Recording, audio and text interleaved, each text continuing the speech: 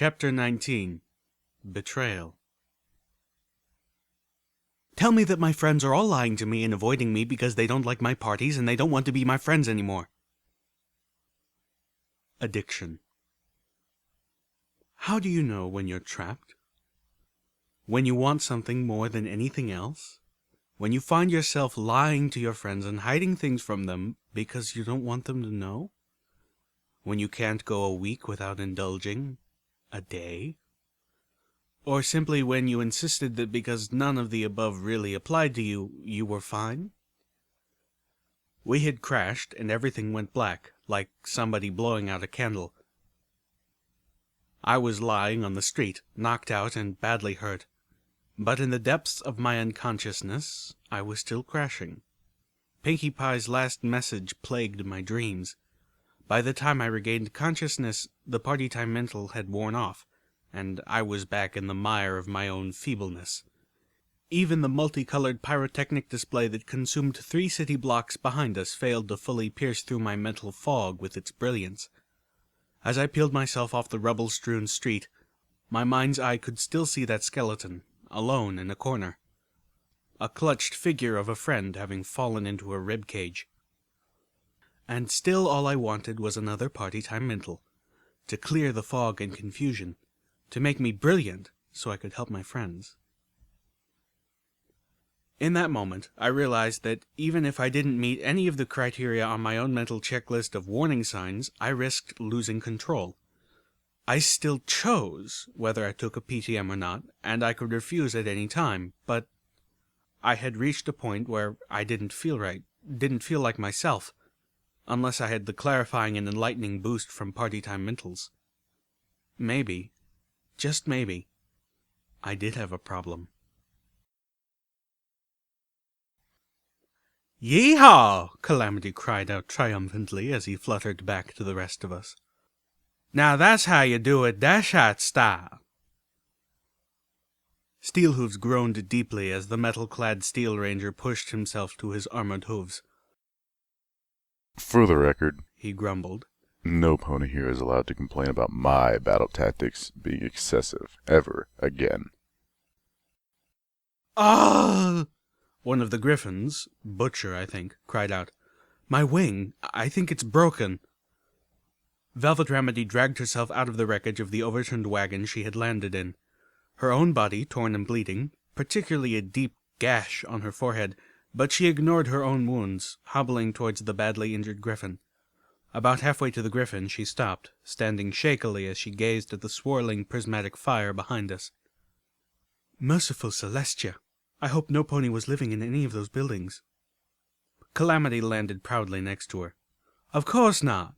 Cleared the raiders out of that pit yesterday evening, remember?" "We did what when?"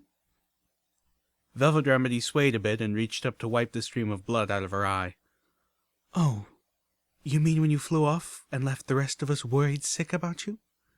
She put her hoof down and took one more step towards her intended patient, saying, I'll help. Hold still." She made it 3 more steps before fainting. "Whoa there!" Calamity exclaimed as he caught her before she could hit the pavement. He held on to Velvet as she slumped. I tried to trot over to her, only to find I was lying down. That seemed surprising. I tried to get up, and sharp agony lanced through my right foreleg. I lifted it, trying to understand what was wrong. It felt heavy. My eyes took in the spear of rebar jutting through it, just above the dead screen of my pip-buck. Oh, that's not good. I looked up to see the dark form of an armored griffin approaching me. Then my eyes rolled up and I lost consciousness again. It's a good thing we had already acquired the codes when they started boxing us in. We thought it was a stroke of luck that they were pushing us towards the roof, but those bitches had turned our escape route into a trap. I woke up for the second time to the sound of Blackwing and Steelhooves deep in discussion. I didn't think I had passed out for more than a few minutes. I felt weaker than I had back when I was sick in Steelhooves' cabin, deeply ill, and my right foreleg throbbed with such pain that I couldn't hold back my tears.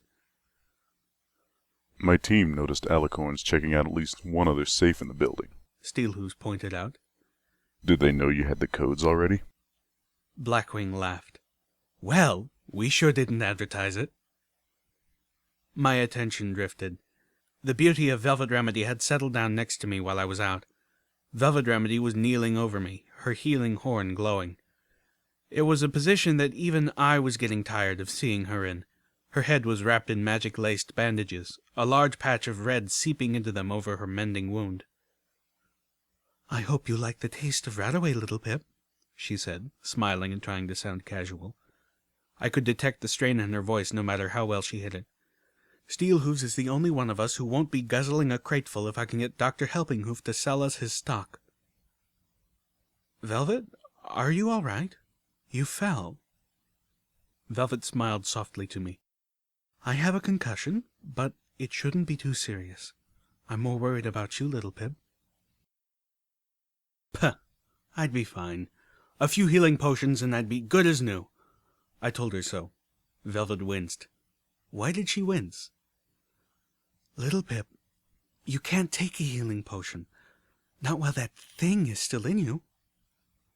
I looked at the bloody, ribbed metal javelin that grotesquely skewered my foreleg. Velvet Remedy continued.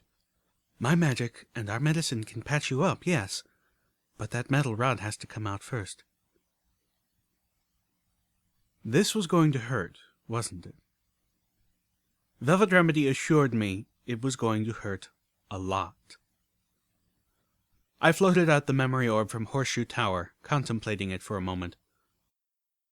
The lock on that safe had been the hardest I'd ever tried to crack. It had been beyond the magical abilities of two alicorns. What secrets could it have been hiding? According to Blackwing, the mercenaries had already found the codes they were looking for elsewhere in the building. Of course, the alicorns didn't know that for sure. They were probably just being thorough. "On the count of 3, I suggested to Velvet Remedy. She nodded, her lips pressed into a thin line. 1, 2. I reached out with my magic and touched the orb. Even as Velvet Remedy's horn flared and the shaft of rebar was enveloped with light, all my senses dropped away into another world.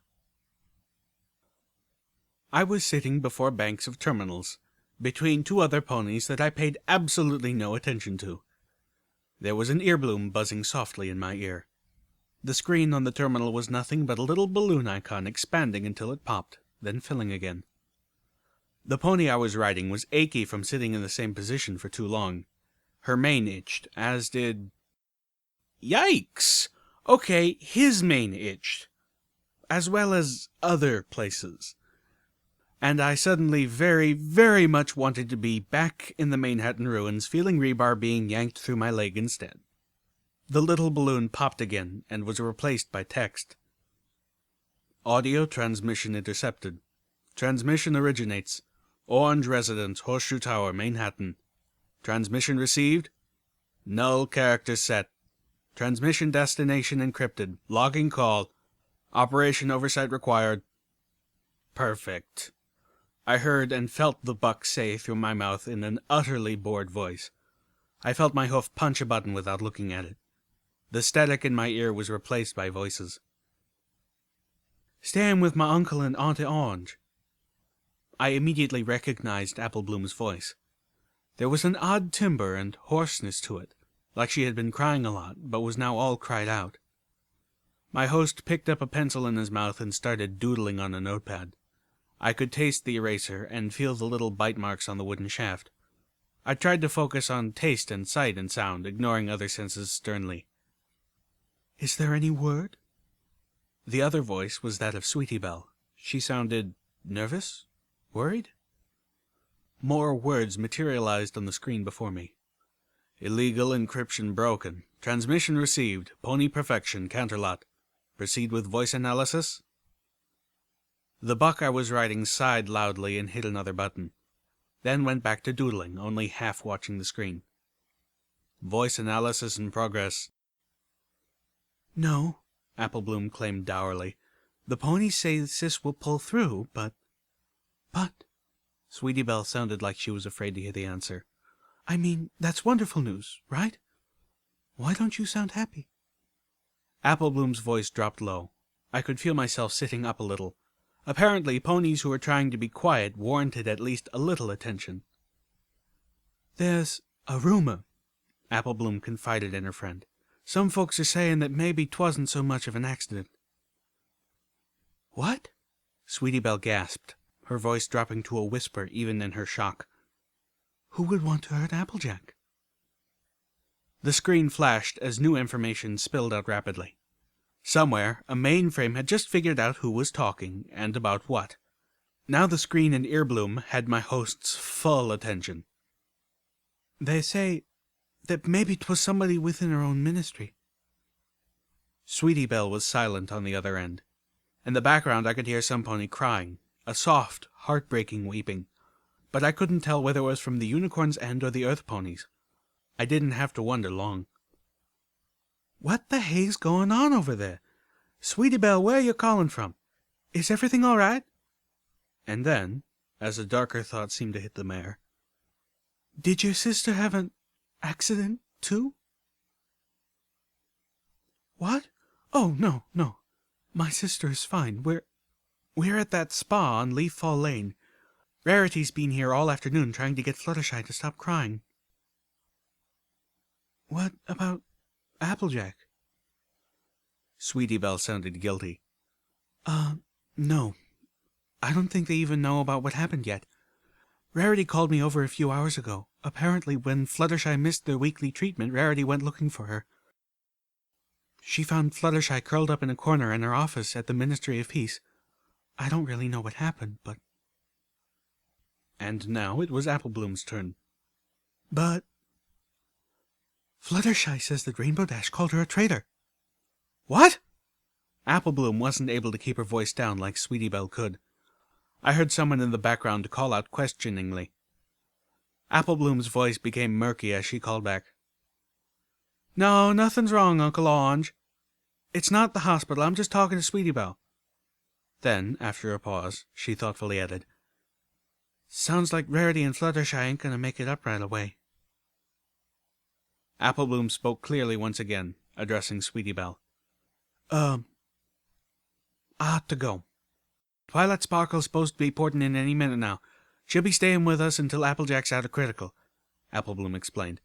"And you know how these helipores wreak havoc with these here terminals. I really think I could design one better in my sleep. Besides, Scootaloo would have a right fit if she knew I was talking on an unsecured line." "A traitor?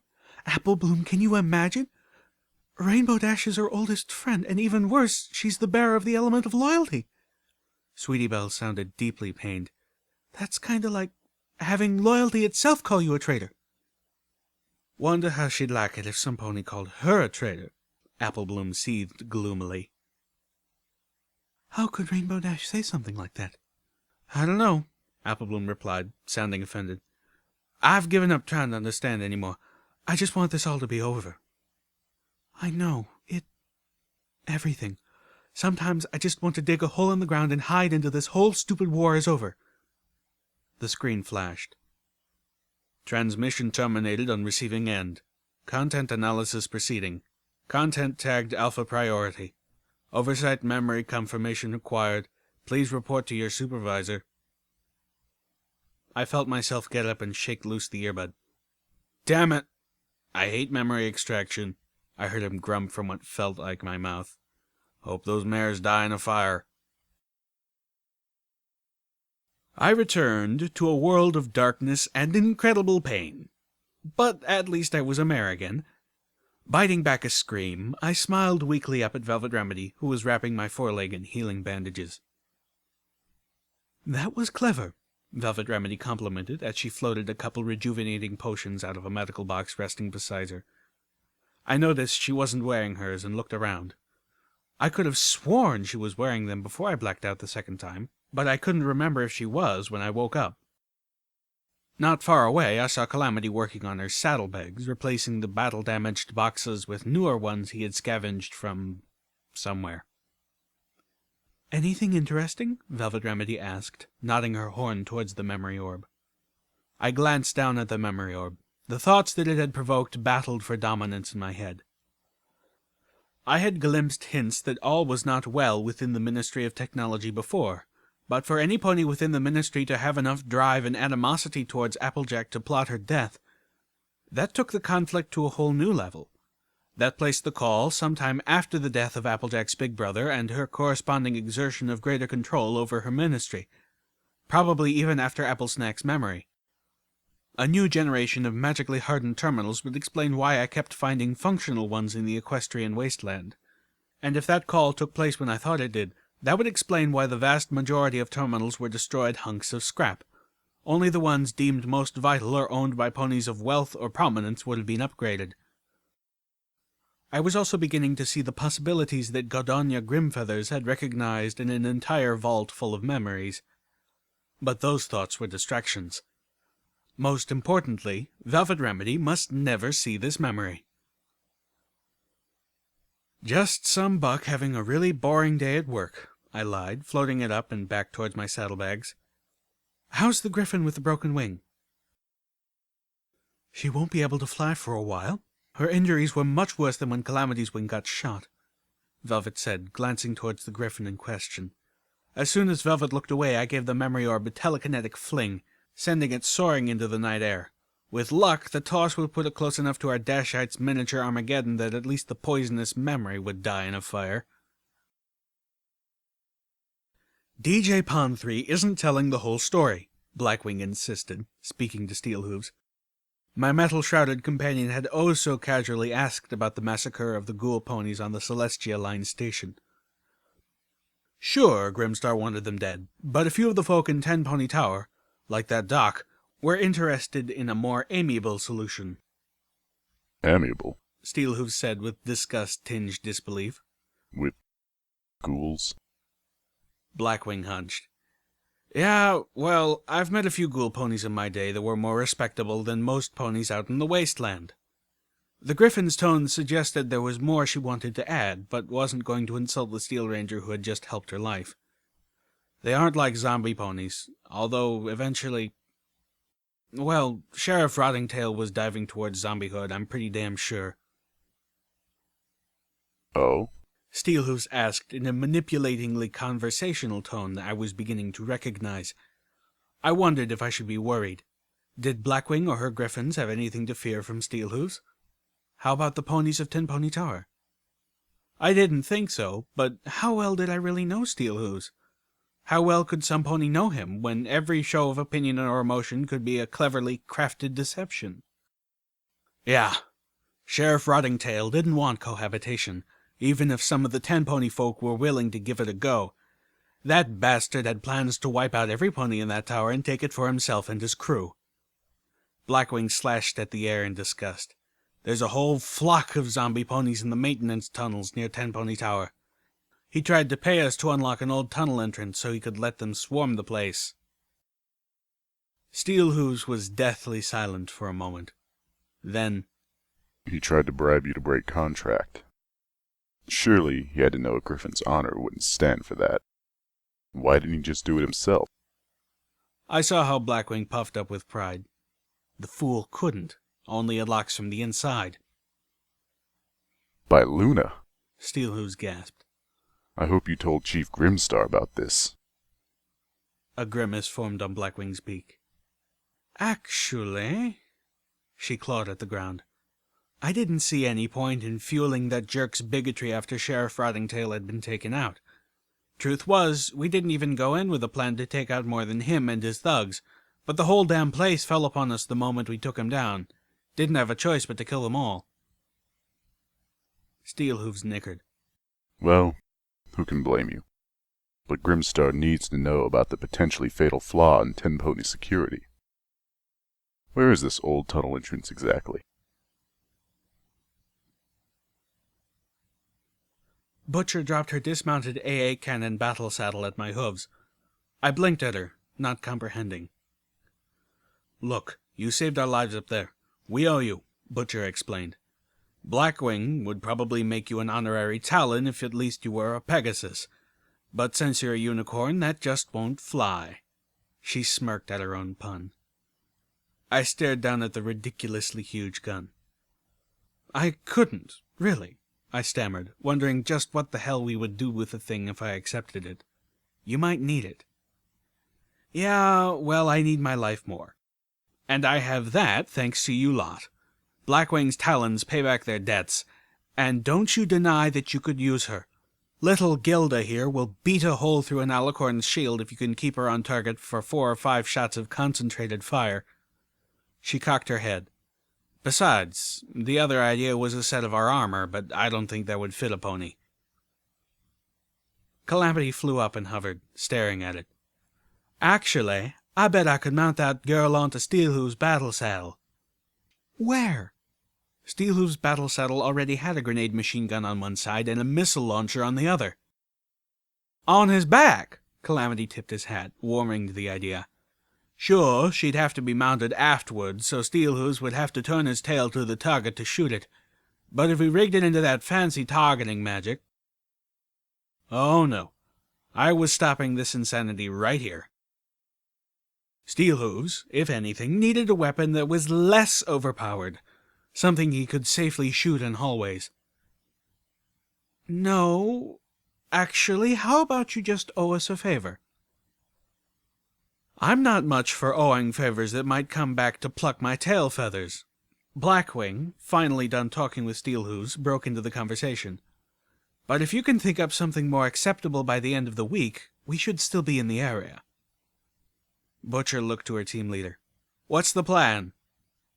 She laid down next to her battle saddle and started pulling it on. It was clearly far too heavy to lift without telekinesis. Finish the contract, deliver the codes, and get our payment. After that? Blackwing looked behind her at the one other remaining member of her team, who was being virtually mummified by Velvet Remedy. By the egg, Blackwing swore. I'll figure something out. Calamity looked disappointed as Butcher resaddled little Gilda. I dunno. How are we supposed to find you? Blackwing fished a small device from her saddlebags. It looked a lot like a stealth buck. Here's a broadcaster. You can attach it to your pip-buck and use it to transmit radio messages as well as receive them. Your pip-buck isn't a radio tower, so you won't have much range, but if you picked up our transmissions, you already know what frequencies to call on. I nodded, floating it into my own saddlebags. First, I had to restore the spell matrix of my pip-buck. I could do it from Steelhooves' suit, just as I had the reverse, but it was a complicated procedure that I couldn't do while hurt, or in the dark, or probably without party time intervals. No, I could do it without them, even if I didn't feel like I could. I'd done it before, damn it! Steelhooves trotted up to join us. I was tempted to ask him about his somewhat ominous conversation with Blackwing, but he drew my attention elsewhere. We're being watched. There's a sprite bot that's been trying to get your attention without letting me know it's there. Watcher. I excused myself to the little filly's pile of rubble. Sure enough, the sprite bot floated up to me, silent as the sunset. Hello, little Pip. Watcher tried to sound casual, but this wasn't a chance meeting. If it was, I would have heard music first. What are you doing all the way out here? And what was that explosion? I wondered if Watcher was the shy follower Steelhooves and I had noticed before. I decided to try the theory. Well, Calamity has been playing with fireworks, and Steelhooves has been letting you secretly follow us around all day without his knowing, I said darkly. What are you doing? All day? I don't know what you mean, little Pip. I just got here. Likely story. Didn't matter. I needed Watcher's help. Watcher, I need a favor. I need you to contact Gadonia and tell her about Blackwing's talons. Watcher was silent long enough that I felt pressed to explain. Gadonia's gathering up griffins who aren't currently under contract. Blackwing lost half her griffins to those alicorns, and the survivors are badly wounded. They could use more help than we can give them. We ought to at least let Gadonia give them the option. No, the Spritebot's mechanical voice intoned. No? I sat back, surprised. Look, we can help these people. Or do you only care about ponies? I've been willing to help you before because it was to save lives. This isn't saving lives. It's more like a vanity project. I don't reveal myself for a reason. Every time I do, it puts me at risk. Oh, for the love of Luna! I turned away from the floating robot. Then Watcher surprised me. Fine, I'll do this for you. But you have to agree to do something for me. I have a quest for you. You have a what now? I blinked, turning back and staring at the Spritebot. There's a black opal in Tin Pony Tower. It was stolen from me. I want it back. Tentatively, I asked, What's a black opal? It's a special gemstone. It's like a memory orb, but used in a recollector. Before I could ask what a recollector was, Watcher enlightened me. Memory orbs hold memories taken from others by unicorn magic, usually through force. A recollector is an enchanted crown that someone can wear when they want to record what they are experiencing, or to relive such a recording, even if the wearer isn't a unicorn. I nodded. That sort of advancement made perfect sense. Like Applebloom's magic-resistant terminals, I suspected it was a step forward in Arcano technology that came awfully close to the end. Otherwise, I'd have been stumbling over them everywhere. So you want me to get a memory orb, sorta, out of Tin Pony Tower and bring it to you. What, do I look like a courier pony? I glowered. But if this is what you require of me in order to be helpful, I'll do it. Where is the thing? I believe it was taken by that radio pony, DJ Pon-3. Retrieve it for me, and I will relay your message. Wait, what? Watcher wanted me to steal from Homage? I fought down a sense of inarticulate rage. Okie dokie, Loki. I'll see what I can do. My voice was sharp and even. But you send the damn message first. The Spritebot hovered while Watcher seemed to contemplate this. Of course, trust goes both ways. Well, maybe. But Watcher just asked me to betray the trust of some pony I cared about. And right now I cared for and needed Homage a whole lot more than some pony hiding behind a Spritebot and demanding favors in return for taking action. So I would ask Homage for the black opal. Nicely. And if she said no, Watcher was out of luck. Suddenly, something else occurred to me. My eyes widened as I stared at Watcher's Spritebot. What?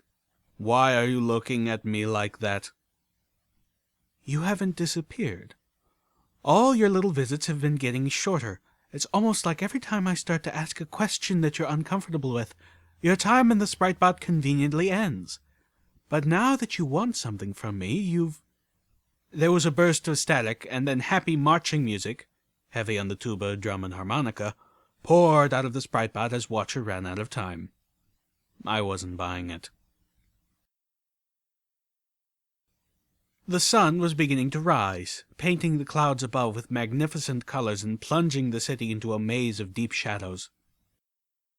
I would have enjoyed the walk back if the lack of my eyes forward sparkle wasn't making me dread every corner and shadow, unable to tell where my enemies were lurking. If my foreleg wasn't throbbing, if my head wasn't pounding, and my stomach twisting and clenching brutally. I had already vomited up everything I'd eaten ever. I had come to a conclusion. I hated radiation sickness. Quite a lot. Tin Pony Tower, Homage, and bed seemed forever away.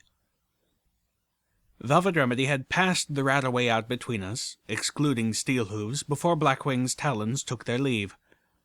What wouldn't quite have been enough to purge the radiation from 3 of us was spread far too thin, serving 6.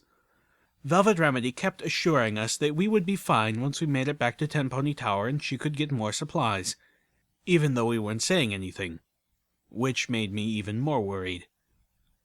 I distracted myself by thinking about the memory orb, and that led me to thoughts about the Ministry of Wartime Technology, which led me to recall Steelhoove's comment about the Ministry, and who they helped. Companies like Ironshod, 4 Stars, Equestrian Robotics, and even Stable Tech. Ironshod Firearms. where I first learned that all was not well in Applejack's world. Equestrian robotics. I really knew nothing about them for sure, but I heavily suspected the nightmare fuel that was brainbots could be laid at their hooves. 4 Stars, the traitorous ponies who sheltered and worked with zebra infiltrators, and who were largely responsible for the death of millions, and Stapletech. And I already knew how that worked out. Under the Ministry's guidance and support. I was brought out of my thoughts by Velvet Remedy's gasp. I had fallen behind, due as much to my mental wanderings as my size and physical state. I tried to gallop up to where the rest of them were crouched behind a shattered wall, peeking out half a window. Instead, I lurched and discovered that I actually did have just a little bit more I could throw up. Wiping the sick from my muzzle with weak disgust, I approached a second window, not wanting to press close to the others after what I had done. Beside it was a metal desk. We were technically on the inside of the building, looking out. I paused to open the desk, finding a dozen bottle caps. My fogged mind insisted on asking why I kept finding bottle caps in places like this. Desks, trash cans, lockers, filing cabinets. What kind of pony went around putting money in random spots? What thought process leads to, "Oh, look, a desk in the urban wilderness. Let's put some caps in there. Not much, just enough to buy a sandwich." I shook my head, trying to rid my mind of the cobwebs that entangled such thoughts. The thudding of my headache spiked, letting me know that was the wrong thing to do. Blinking back tears, I looked out at the street. I heard the odd, fluttery commotion before I saw the source. When I did, my eyes went wide. A moment later, a ball of green flame lit up the street as the balefire phoenix set one of the bloodwings attacking it ablaze. I stood there, gaping. Not all of my companions were content to just watch. Levitating out her combat shotgun, Velvet Remedy stepped through her window, much to our surprise. Velvet Remedy was never the first into combat. The range of creatures she was willing to use lethal force against was growing, and now included alicorns, but it had always been in self-defense, or the defense of other ponies. As I saw Velvet take a battle stance, lifting the shotgun towards the aerial skirmish, I remembered what Monterey Jack had said, and wondered if I was slowly losing her to the demands of the equestrian wasteland as well. Was she losing herself? Velvet Remedy waited until the sight of the balefire phoenix was entirely blocked by the body of a bloodwing. Blam! The giant bat let out a piercing screech and fell to the ground. Velvet Remedy turned her aim to another one, waiting for the opportune moment. The bats weren't going to give it to her. One of them broke off, diving at my friend. There was a twin gunshot as Calamity entered the fray, and the bloodwing crashed meatily at Velvet Remedy's hooves. The sky flashed with gouts of green as the balefire phoenix tried to swoop back around on its attackers. One of the bloodwings turned and collided with a majestic green and golden bird, and the two plowed inside the hulk of a delivery wagon, crashing through crates filled with destroyed books. Part of me wondered if the books had been headed toward Twilight Sparkle's Athenaeum. The balefire phoenix was pinned under the bloodwing. I could see it struggling to get out. Another bloodwing fluttered down to the mouth of the delivery wagon, then flapped back quickly as the phoenix spat green balefire at it. The beautiful creature let out a mournful cry as the bloodwing twisted its head around to sink its fangs into the bird. The second bloodwing descended into the opening. "Little Pip!" Velvet Remedy shouted in dismay. "Your zebra rifle!" I started, looking at her in confusion as my PTM-less brain struggled to parse what she wanted me to do. Velvet Remedy wasn't willing to wait. Her horn flared as she wrenched the zebra rifle out of its holding straps and started firing it wildly into the back of the wagon. In seconds, the entire interior was ablaze. The bloodwings screeched in agony. One of them stumbled out, walking bizarrely on its burning wings, a living inferno. It collapsed in the street. Nothing else, neither balefire phoenix nor second bloodwing, emerged from the raging furnace that the book wagon had become. I looked from the wagon to Velvet Remedy and back blankly. But the Velvet Remedy gave me a strained glance, then returned to staring into the fire. As I struggled to finish the thought, a blast of ash shot from the flames. It swirled in the morning air, catching the rays of sunlight as they pierced through the apocalyptic cityscape, spinning on a wind all its own. Then, with a blinding burst of emerald light pierced with gold, the balefire phoenix appeared. Velvet Remedy gave a joyous squee. She watched as the strange but magnificent creature circled around us thrice, letting out a musical cry, and soared off. Floating the zebra rifle back to me, she smirked. Not the same relationship with being burned alive, remember? When we get back, I'm taking a long bath, Velvet Remedy announced. I'll get the rat away as soon as Dr. Helpinghoof's clinic opens. At this rate, it won't be long after we return. Gol dang it, when we get back, I'm taking a long bath, Calamity exclaimed, prompting Velvet to mock faint. I just wanted to sleep, preferably besides Homage. I stopped, my mind fighting sickness, PTM withdrawal, and now sleep deprivation. I don't know, I need sleep, but we don't have much time. Don't have much time? Before what? Before Monterey Jack is executed, I told Calamity bluntly. We have to save him. The others, all of them, stopped in their tracks. We have to what now? Calamity asked, as if I'd told him we all had to get bitten by rattlesnakes. Sorry, I didn't mean that, I said, realizing my error. I have to save him. Pardon, but I still don't think I heard that. May I ask why? Velvet Remedy questioned. Not to mention how, Steelhooves added. I turned to look at my surprised and uncooperative friends. It dawned on me that I had never mentioned to them my intention to save the unpleasant beige unicorn. I say let him hang, Calamity said, landing with an authoritative all-hoof stomp. You just meant... Velvet Remedy began, then stopped. You're going to get us all kicked out of Ten Pony Tower to save the pony who tried to rob you? That is, if the guards don't simply gun you down, even though he confessed? I felt myself shaking. I was in no condition to be having this argument. Couldn't they all see that this was the right thing to do? Damn it, Little Pip! Velvet Remedy was suddenly mad at me. Why was she mad at me? Monterey Jack doesn't get to do this. You saved that miserable bastard's life, and he repaid you by trying to screw you. He doesn't get to cheat you out of happiness, too. I recoiled from Velvet Remedy's language as much as her anger. I agree, Steelhooves said simply. Finally, I shot back at them, focusing on Velvet Remedy. It doesn't matter. It doesn't matter if he's worthy of saving or not. Everyone on the battlefield. Fluttershy said that, right? That buck has kids. 2 colts and a filly. What do you think will happen to them if he dies? Does Ten Pony Tower strike you as the sort of place that comprehends charity? Did any of you see an orphanage in there while you were shopping around? I turned to Calamity and Steelhooves. It doesn't matter what I could lose if I do, but how about what I'll lose if I don't even try? Sometimes, to do what's right, you have to become the villain of the piece. My friends all took a step back from me. They looked to each other as if wondering who should speak first. Finally, Steelhooves stepped forward. Well then, what's the plan? Breathing a huge sigh of relief, and suddenly feeling so dizzy I had to fight to not drop to my knees, I explained. I have 1 stealth buck left. I sneak in, shoot him with a dart, just 1. The poison will paralyze him for a few hours, but have no lasting effects.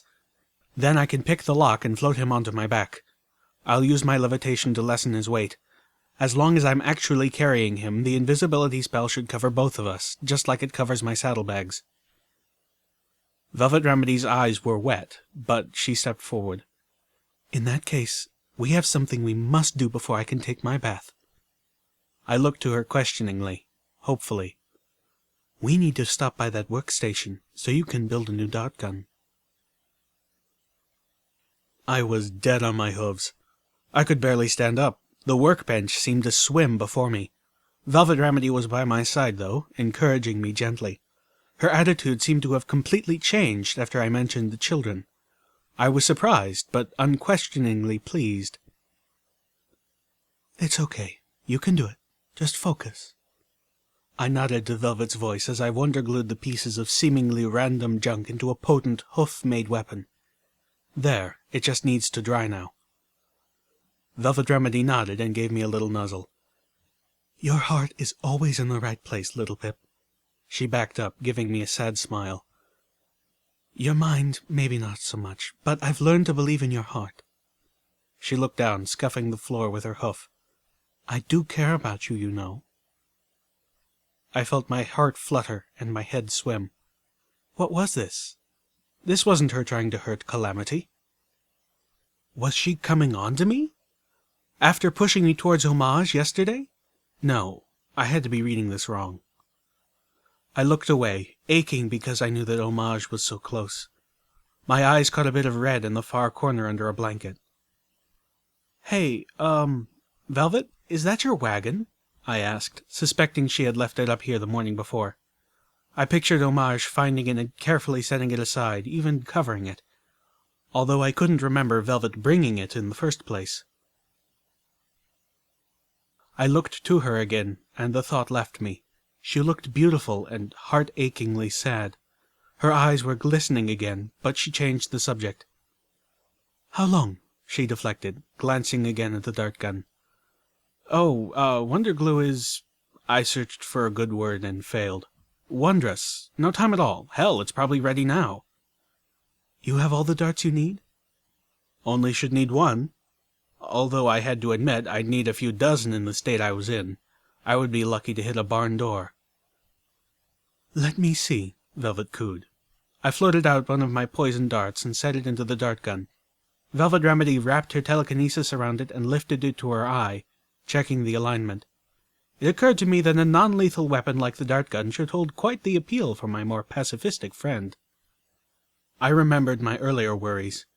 How much would Velvet Remedy benefit, psychologically and spiritually, from being able to handle enemies without further soaking her own hooves in blood and death? Damn it, why didn't I think of this before? I turned to her, the promise to make a dart gun of her own wet on my lips, and froze in bewilderment.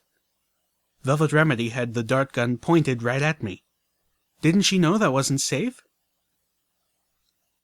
Thwap. Ow! I opened my mouth, words of surprise frozen on my tongue. Velvet Remedy shed a tear as she said, "I'm sorry, little Pip." Wait, what was happening? Velvet Remedy's horn glowed a little brighter. I heard the squeaking as the small red wagon rolled over, stopping behind me. Velvet Remedy stepped closer and gave me a gentle nudge with one hoof, tipping my paralyzed body onto the wagon. She'd shot me on purpose! As Velvet Remedy floated the blanket over me, covering my body, I swore I'd kill her. I don't know when I lost consciousness. The last moments I remembered were of feeling the vibration of the elevator through the metal edges of the wagon. A wagon which I should note had been very uncomfortable. I hadn't been able to see anything, and the only thing I could smell was the damn blanket. Mentally, I had realized I should be either seething with rage or sick with worry, perhaps even fearing for my life, but I had been too ill and too exhausted to have any emotions left. I probably fell asleep. Now, I found myself waking to the horrifyingly familiar sensation of being strapped to a medical table. A shot of panic went through me, driving me to struggle against the straps holding me down as I imagined the psychotic ghoul doctor had somehow regenerated and captured me again, with Velvet Remedy's help.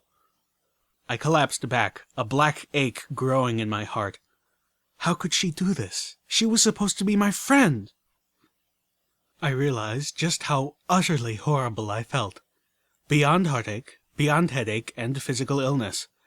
I felt deeply and unbearably wrong inside. Was this how Taint felt? I tossed my head back onto my pillow, feeling a little surprised my captors had thought to give me one. Above me, some pony had nailed a poster to the wall. A very young mare dressed in a pink and yellow striped nurse's uniform stared back at me, telling me how I didn't need to be a Steel Ranger to be a hero. Apparently, heroic positions like bedpan unsullification technician and cancer ward clown awaited me. Not the Red Racer factory. My eyes strayed around. The medical bed I was strapped to was partitioned off by screens. I could see the silhouettes of ponies moving about beyond. The only thing in here with me was a strange, beeping terminal and several plastic tubes that were delivering fluids into and out of my body. One of the shadows was Calamity. I could tell by the shape of his hat. Damn it, no! Not him too! Celestia and Luna, damn them both to the burning... Dagnabbit, I heard Calamity speak, addressing one of the other ponies in the room. Remember when we talked about doing this the right way? Well, this ain't it. Do you think I wanted to do this? Velvet Remedy's voice carried through the gauzy screens that locked me away. There was heartache in her voice. Good.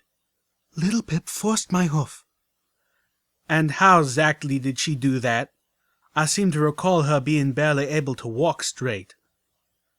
Suddenly, my body started to feel really heavy, like a great leaden blanket was pressing down on me. Don't be naive. You heard her. Monterey Jack's execution is tomorrow. She was going to get herself kicked out of this place before we had any chance to persuade her to seek treatment. Oh, that's what this was. I opened my mouth to say something, but that heaviness washed over my eyelids, and I couldn't keep them open. When I awoke again, I felt better. I was tired and weak, weary to my very bones, but in a way that felt normal. The headache and sickness were gone. I could see, hear, feel, think clearly. There was no fog to fight through. I tried to sit up, but I was still firmly bound to the medical bed. A shot of panic went through me, but I fought to stifle it. I wasn't back there. I wasn't back in the Mad Ghoul's lab. This was different. And if I kept telling myself that, maybe my body would listen and my heart would slow to normal. I laid back, already feeling exhausted by my effort to rise. I didn't have the energy to fight it, but I did have enough to start to get mad. The only friends I've ever had in my life had conspired against me. Velvet Remedy had paralyzed me. They had me strapped to a bed in a clinic barely a day after my terrifying experience with the Ghoul Doctor. They had forced me into... By the mercy of moon banishment, I knew I had a problem. It wasn't as if I was stupid. Hell, I would have come here on my own. Eventually. I would have. I just had more important, pressing things to... A shadow moved up to the partition, and one of the screens was pulled away. A dark tan earth pony trotted into my little prison. Beside him I could see Velvet Remedy curled up on a bench. Her horn was glowing, and the memory orb lay on the bench in front of her. She had retreated into the Fluttershy orb again. Goddesses! As if Velvet Remedy didn't have problems of her own. I felt something hard in the pit of my stomach. I had every right to be furious with her, and I was. But I couldn't be hateful. Instead, even with all my anger, I felt a pang of worry for her. Well, good morning, the stallion said.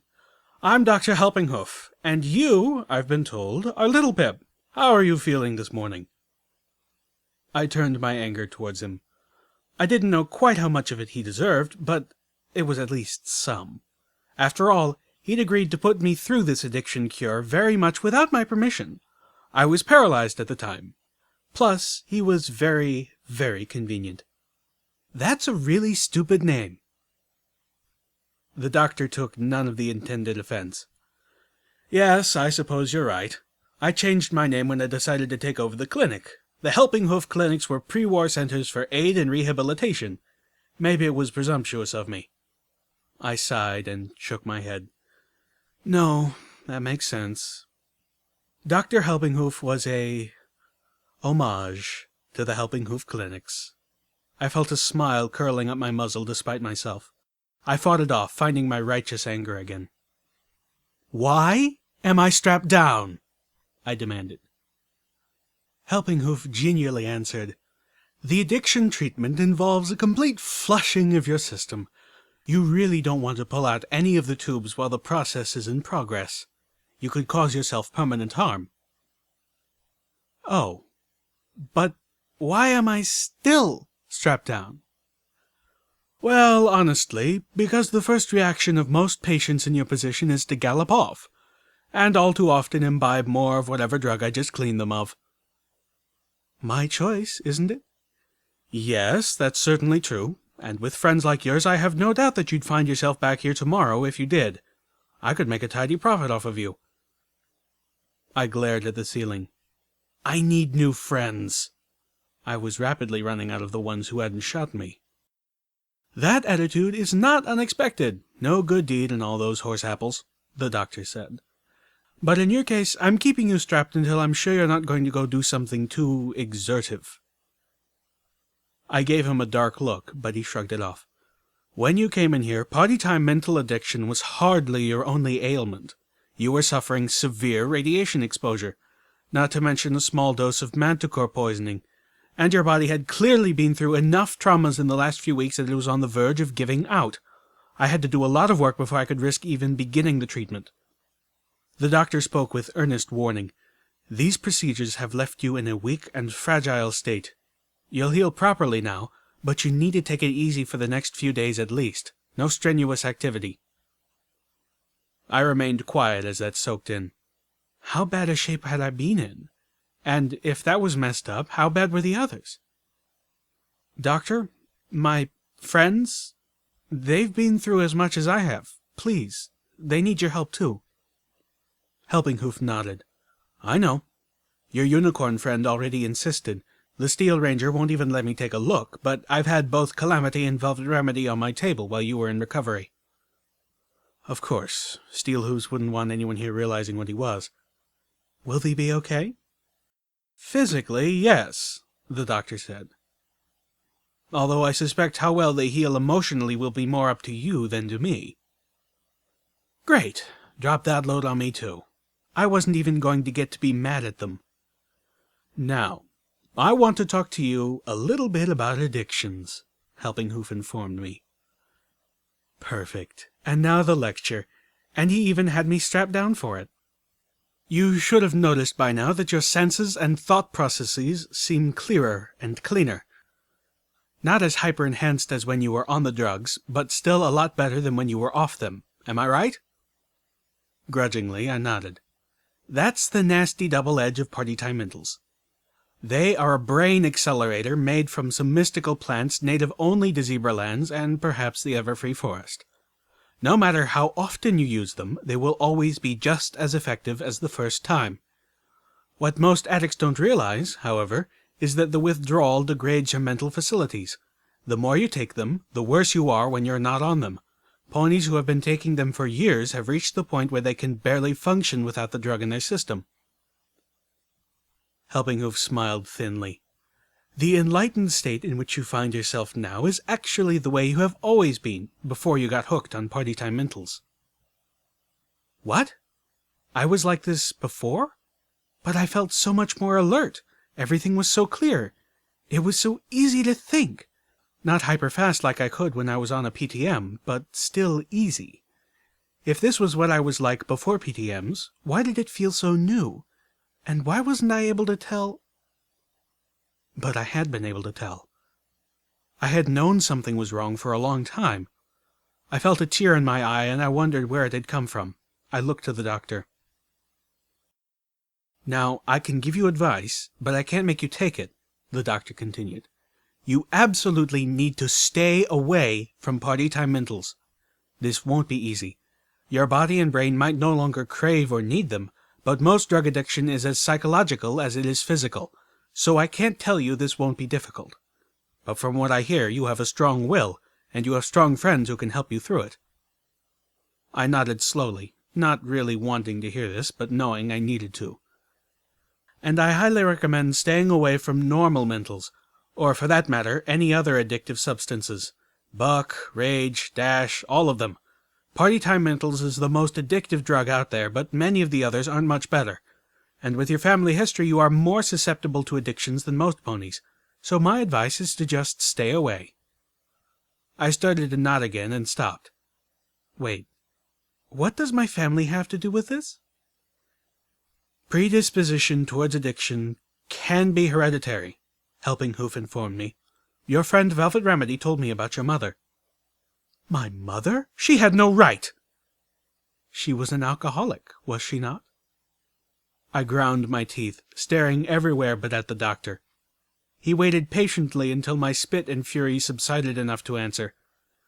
Well, her cutie mark was a glass of hard apple cider. What else was she going to do? You do know that cutie marks don't control your destiny, right? I just looked away. I wasn't going to be roped into a discussion of my mother, even if they kept me tied down for days. Oh, crap, Monterey! How long had I been out? I tried to look at the time on my pip-buck, but my foreleg was strapped down. And, I remembered swiftly, my pip-buck was dead anyway. Doctor, I said, trying not to sound too anxious, how long until Monterey Jack is executed? Please, Luna, give me strength. The doctor blinked. The cheese shop owner? That was 2 hours ago. I felt a weight the size of a flower pot drop in my stomach, followed by an anvil. Why? Did you know him? I had failed. Velvet Remedy was the first to visit me, fresh from Fluttershy land. She spoke cautiously, trotting on eggshells. As she did so, her horn glowed as she removed the straps holding me down, one at a time. I resisted the urge to go for her throat. No strenuous activity, the doctor had said. I don't expect you to forgive me, Velvet was saying. Good, I interrupted harshly, because I don't. She winced at my words, but obstinately continued. Or that things will be right between us, but I do expect you to understand why, and understand why I had to do it now. Why you felt you had to do it now, you mean, I spat, and against my will. You wouldn't have gotten the help you needed on your own. This might be the only place in the whole equestrian wasteland that could help you, and you were about to throw it away. I had already realized I had a problem, I retorted. I was going to ask for help. Oh?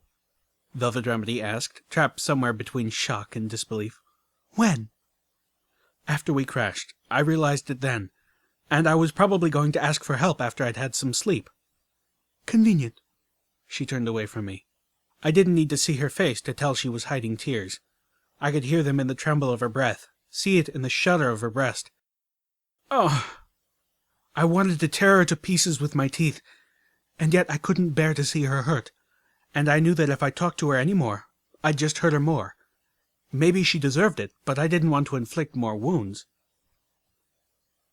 Velvet, you need to not be here. She wiped a hoof across her face before looking at me. Her eyes were red and puffy, but she didn't let me see the actual tears. Because of what you did, Monterey Jack's children are without a guardian and will soon be without a home, I said sternly, staring at her. To her merit, she stood and took it. I had asked the doctor what would become of them. I had been right that Tenpony Tower has nothing like an orphanage. I recalled the doctor's words. Tenpony Tower is a meritocracy, according to Helping Hoof, not a socialist commune. Those who had not earned the right to be here, and who cannot afford the privilege to be here, have no place here. The colts and filly would be kicked out of the tower at the end of the month. So you have to help fix it. Send Steelhooves in here, I need to talk to him. And have him bring my saddlebags and utility barding. I need to get my pip-buck running so I can send Blackwing's Talons a message. I'm calling in the favor they owe us. I'm going to have them take the children to Shattered Hoof. I frowned. It wasn't ideal, but it was a damn sight better than what those kids would face alone in the Manhattan ruins. It will be your job to break the news to Monterey's children and persuade them to go. Velvet Remedy's eyes widened, immediately recognizing how emotionally painful the task I had given to her would be. But she nodded, accepting the burden as due reward. I'm so sorry, little Pip, Calamity said, head in his hose. He had slipped inside the partitions as soon as Velvet Remedy had left. I took a deep breath and gingerly sat up. It was an effort to do so, but my head remained clear and my gut didn't lurch. It was blissful to not be sick or under the effects of withdrawal. You have nothing to apologize for, Calamity, I said, although the angry pony in the back of my head had a few differing opinions. Velvet Remedy did this, and she was right to want to help me. I needed help. Calamity looked up to me. I was shocked to see the deep pain in his eyes. No, little Pip, I've the most to apologize for. This is all my fault. I'm the one who gave you those zebra-damn mints in the first place. Flaming sun farts. Calamity was right. For the first time, I considered what seeing me losing it to those things must be doing to him. Had he been tearing himself up all this time? Oh, merciful Celestia, what have I been doing to my friends? Strenuous or not, I pushed myself from the medical bed and threw my forehooves around Calamity, nuzzling against his neck. I had no words, no idea what to say, but I hoped that if I hugged him for long enough, he'd understand how forgiven he was, and how sorry I was. I had a lot of apologizing to do. "How are you doing?" I asked Steelhooves as I plugged my Pip-Buck up to his magically powered armor using tools from my utility boarding. Shouldn't you be the one every pony is asking that? Steelhooves' deep voice questioned. "I've been out of it for a long time," I admitted. "I've missed things, obvious things, or at least been too slow in coming to them." I swallowed. "For example, you told me that the Ministry of Technology funded 4 stars, and then you discovered what they did. I can't imagine how that must have hit you."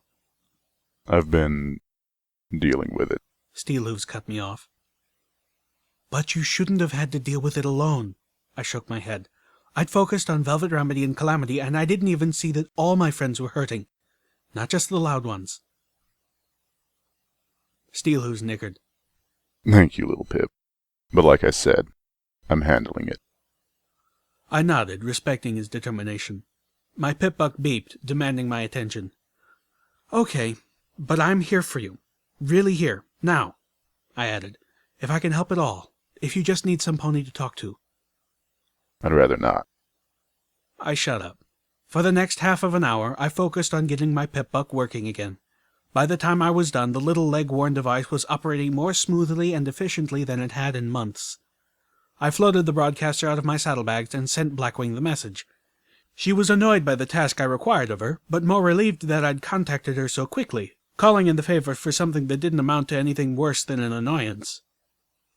"By the great egg, kid, I'm half tempted to call this 3 favors. But then, I'd have to figure out how many more I owed you for hooking us up with Godania's shattered hoof operation. I was feeling like my wing had been pulled for a bit there."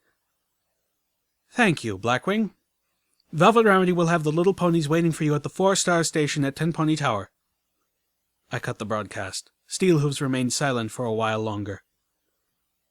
"Are you sure?" I began to ask as I put my tools away. Little Pip, you're the sort of mare who makes me wish I was a better pony. He sounded sad? Only one of the mares ever made me feel that way. And sooner or later, you're bound to learn, just like she did, that I'm not a better pony. Steelhooves walked out of Helping Hoof's clinic. "Where's Steelhooves?" "Should you really be up, little Pip?" Calamity asked, his eyes widening with concern as I burst into the suite. "Do you know where he is?" After Steelhooves had left, I had just stared. It took several minutes for the sinking sensation to fully prompt me to action, and by then I had lost track of him. Well, last I saw, he was talking to Chief Grimstar." "No!"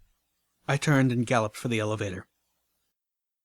It took me too long, way too long, to find the door to the basement. I pushed myself beyond the point where I should have collapsed, racing an invisible clock. When I found the door, my state of alarm intensified. It should have been locked. Instead, the door hung slightly open. I dashed inside, then stopped, leaning against a cold concrete wall, fighting loss of breath. The basement was a cluttered maze. The walls down here were too thick for my eyes forward sparkle to detect ponies, friend or foe, beyond the room I was in. I was forced to search by sight alone. Finally, in a back room, I found a heavy set of doors under an ancient warning sign whose paint was peeling. "Emergency shelter, authorized unicorns only." Like the door to the basement, these doors were open. My Pip-Buck lit up. One friendly pony. "Steelhooves?" I turned on the light of my Pip-Buck and saw the Steel Ranger standing in the gloom, facing another large door made of thick steel, inset with a tiny window of armored glass.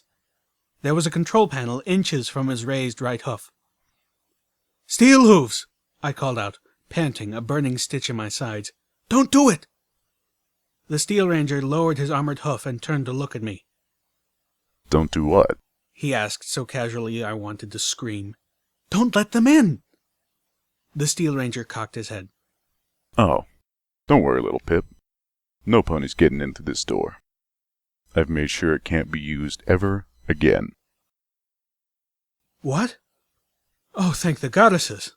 I collapsed on the cold stone floor, feeling like I would never be able to stand again. But it was okay. All my fears had been in my head. Steelhooves trotted up to me.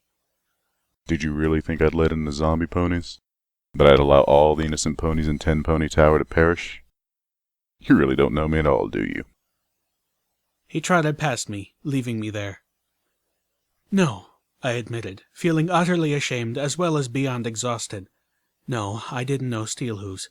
And maybe it was time that I stopped thinking ill of my friends. Start trusting them more. They really are good ponies, and they really are trying to help. My thoughts were interrupted by a thud. Chief Grimstar's face appeared on the other side of the window. Flesh had been torn from the side of his head. I could see him staring in with desperation and horror, pounding on the other side of the door. Then the zombie ponies fell upon him once again, pulling him away from the window as they tore him to pieces, eating him alive. Footnote: level up. New perk: Reaper Ponies Gallop. If you kill a target while using Sats, 25% of your action points are restored after dropping the spell. This will usually refresh your targeting spell enough to use it again immediately for at least one more attack.